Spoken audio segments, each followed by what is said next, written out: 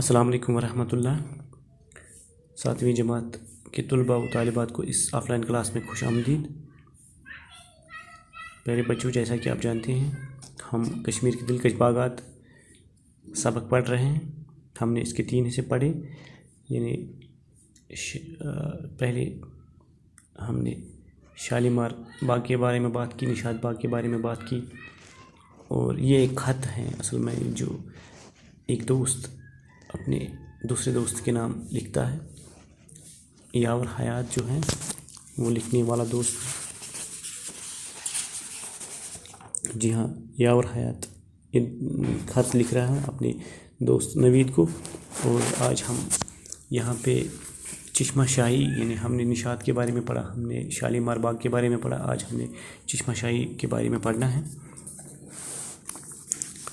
چشمہ شاہی جھیل ڈل کے دائیں کنارے سے 2 کلومیٹر دور زبروان پہاڑی کی گود میں واقع ہے۔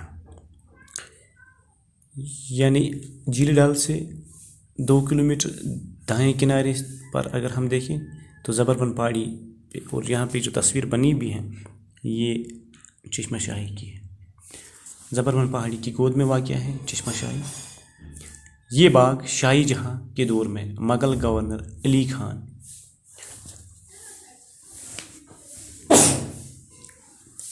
علی مردان خان نے 1632 عیسوی میں بنوایا۔ جیسا کہ ہم نے پڑھا نشاط باغ 1619 عیسوی میں بنا، شالیمار باغ 1619 عیسوی میں بنوایا گیا، نشاط باغ 1634 عیسوی میں بنوایا گیا، اور چشمہ شاہی جو ہے یہ باغ شاہی جہاں کی دور حکومت میں مغل گورنر علی خان مردان نے اس کی بنیاد ڈالی 1632 عیسوی میں۔ اس باغ کے ساتھ ہی، یعنی چشمہ شاہی کے پاس ہی دارا شکوہ کا بنایا ہوا پری محل ہے۔ پری محل کی تعمیر دارا شکوہ نے اپنے ایک استاد آخوند ملا شاہ کے لیے علم نجوم کے ایک سکول کی حیثیت سے کی تھی۔ یعنی یہ دارا شکوہ جو ہے اصل میں علم نجوم کے ایک سکول کے طور پہ اس کو بنایا گیا تھا، جہاں سے وہ ستاروں کی گردش کا مشاہدہ کرتا تھا، اور جہاں سے وہ استاد ستاروں کی گردش کا مشاہدہ کرتا تھا۔ چشمہ شاہی کا نظارہ کرنے سے معلوم ہوتا ہے کہ مغل باغات کا حسن محض ان کی وسعت پہ منحصر نہیں، اس حسن کا راز باغوں کی تربیت اور ان کی زیبائش میں بھی پوشیدہ ہے۔ چشمہ شاہی جو ہے یہ اگرچہ زیادہ بڑا باغ نہیں ہے، اسی لیے یہ معلوم ہوتا ہے جب ہم ان باغوں کا نظارہ کرتے ہیں، خاص کر چشمہ شاہی کا، تو معلوم ہوتا ہے کہ مغل باغات جو ہیں ان کا راز جو ہے وہ صرف حسن میں نہیں چھپا ہوا ہے۔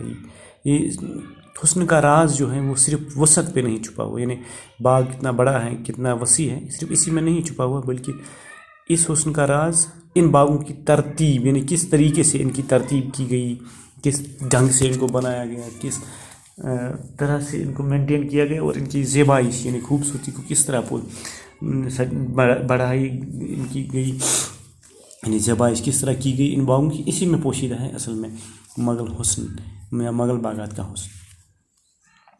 اس باغ میں چشمہ شاہی کی باغ کی بات کرتے ہیں تو اس کے بالائی طبقے میں، یعنی بالائی حصے میں ایک کنول کی مانند ایک چٹان جو وہاں پہ موجود ہے، یعنی ایک لوٹس کی طرز کی ایک چٹان جو وہاں پہ ہے، اس سے ایک چشمہ پھوٹتا ہے۔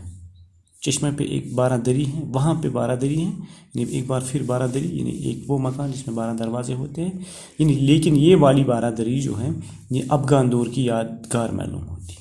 لگتا ہے شاید یہ افغانی دور حکومت میں بنائی گئی ہے، لیکن اس کی بنیاد بہرحال قدیم ہے، لیکن بنیاد جو اس 12 دری کی ہے وہ قدیم ہے، یعنی پھر سے اشارہ ملتا ہے کہ شاید مغلوں ہی نے پہلے بنائی تھی 12 دری، پھر کہیں نہ کہیں منہدم ہوئی ہوگی، تو پھر افغان دور میں اس کو پھر سے بنایا گیا۔ تو سامنے پتھروں کا ایک بنا چبوترا ہے جس میں فوارہ لگا ہے اس باغ میں، یعنی سامنے پتھروں سے بنا چبوترا، اس میں فوارہ لگا ہے۔ باغ کے دوسرے طبقے میں تالاب، جیسا کہ اس وقت یہ منظر جو ہے آنکھوں کے سامنے آ رہا ہے، لگ رہا ہے جیسے ہم اس باغ میں ہی موجود ہیں اس وقت۔ اس میں بھی فوارے اچھلتے رہتے ہیں. چشمہ شاہی کا پانی صاف و شفاف اور میٹھا ہے اور اس سے ہاضمے کے لیے اچھا سمجھا جاتا ہے. اسی لیے لوگ یہاں سے بوتلوں میں پانی بھر بھر کے لے جاتے ہیں. یہی وجہ ہے، چشمہ شاہی کا پانی جو ہے صاف و شفاف اور میٹھا مانا جاتا ہے، ہاضمے کے لیے اچھا سمجھا جاتا ہے. یہی وجہ ہے کہ لوگ جب یہاں آتے ہیں تو بوتلوں میں اس پانی کو بھر بھر کے لے جاتے ہیں اپنے ساتھ، اپنے گھروں کی طرف روانہ ہوتی ہوئی. چشمہ شاہی کو ریاستی حکومت نے اب کافی وسعت دی ہے. اس سے 8 کلومیٹر نیچے پہاڑی کے دامن میں ایک خوبصورت پارک بنائی گئی ہے جو قدرتی مناظر کے حسن سے مالا مال ہے. اس کے تھوڑے سے فاصلے پر راج بھون کی خوبصورت عمارت ہے. پیارے بچوں، راج بھون وہ عمارت ہوتی ہیں جہاں پہ ریاست کے گورنر رہتے ہیں. ریاست کی گورنر کا سرکاری دفتر جو ہوتا ہے اس کو راج بھون کہتے ہیں. جیسے ہندوستان کا جو صدر ہوتا ہے، جس دفتر میں وہ رہتے ہیں، جس بلڈنگ میں وہ رہتے ہیں، اس کو راشٹرپتی بھون کہتے ہیں. جب ہم کسی ریاست کی بات کریں، وہاں کی گورنر کی بات کریں، راجیپال کی بات کریں، تو جہاں پہ گورنر رہتا ہے ایک اسٹیٹ کا، جہاں اس کا آفس رہتا ہے، اس بلڈنگ کو ہم راج بھون کہتے ہیں. یہ راج بھون جو ہے کشمیر میں، تو یہ چشمہ شاہی سے تھوڑے ہی فاصلے پہ یہ خوبصورت عمارت ہے جہاں گرمیوں میں ریاست کے گورنر رہتے ہیں. سری نگر. اب ہم ایک اور باغ کے بارے میں بات کریں گے. یہ باغ جو ہے ضلع اننت ناگ میں ہے. یہ سری نگر سے 65 کلومیٹر دور جنوب مشرق میں ایک قدیم چشمہ ہے. یہ 1620 عیسوی میں نور جہاں نے اس چشمے کے سامنے باغ تعمیر کروایا تھا. ایک چشمہ ہے وہاں پہ، ایک قدیم چشمہ، اس کے سامنے نور جہاں نے ملکہ نور جہاں نے باغ تعمیر کروایا تھا. اور باغ کا نام جو پہلے رکھا گیا تھا وہ بیگم آباد رکھا گیا تھا. یہ باغ اچھا پل کے نام سے مشہور ہے. اچھا پل کا باغ دوسرے مغل باغات کے مقابلے میں چھوٹا لیکن بہت ہی پر رونق ہے. بڑا ہی چہل پہل والا باغ ہے. اس میں لوگوں کا رش رہتا ہے. پہاڑ کے دامن میں پھوٹنے والے اس چشمے کا صاف و شفاف پانی باغ کے 3 طبقوں سے 3 نہروں کے ذریعے بہتا ہے. ان میں درمیان کی نہر زیادہ کشادہ ہے. نہروں کے دونوں طرف جو پھولوں کی کیاریاں اور روش مغلوں کی خوش مزاجی کا پتہ دیتی ہے. مغلوں کی ذوقی جمال، خوش مزاجی کا پتہ اب ان چیزوں سے چلتا ہے جب وہاں پہ اس باغ میں ہم جاتے ہیں. اوپری طبقے میں تالاب ہے جس میں ایک خوش نما آبشار گرتا ہے. آبشار انگلش میں کہیں تو واٹر فال، وہ جگہ جہاں پہ پانی اونچائی سے گرتا ہے. تالاب میں پتھروں کا ایک چبوترا ہے جہاں سے آبشار اور اکٹھیا کرتے ہوئے فواروں کا نظارہ کیا جا سکتا ہے. اچھا پل میں مغل دور کے بعض جناوروں کے علاوہ ایک قدیم حمام کے آثارات بھی موجود ہیں.